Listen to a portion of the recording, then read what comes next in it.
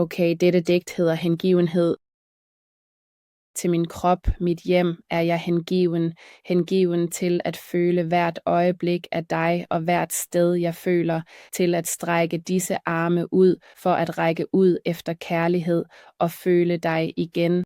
Til min krop, jeg er hengiven, mit hjem, hvor kærlighedens mysterier lever, Guds mysterier bor. Til min krop, jeg er hengiven.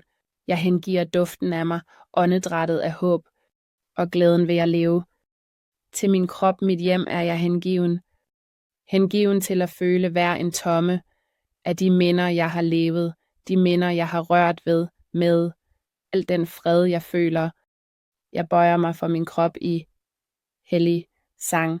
Til min krop, mit hjem, er jeg hengiven, som et barn søger trøst, som stjernerne rammer jorden. Deres lys springer tilbage. I nattehimlen og i jordens centrum, et hjerteslag så stærkt som jordens sang, hvor mystikerne græder og sjælene synger. Jorden, himmelsk, ligesom himmelrummet, der hænger over min krop, mit hjem.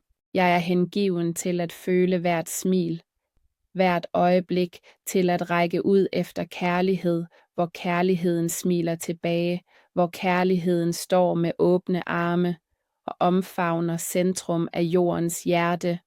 Der er jeg, hvor krige ikke eksisterer, og børnene er sikre, og mødrene kan holde jorden himmelsk som himmelrummet, der synger. Til min krop, mit hjem, jeg er hengiven. Til denne jord bøjer jeg mig i sang. Jeg elsker i fred. Jeg er hengiven.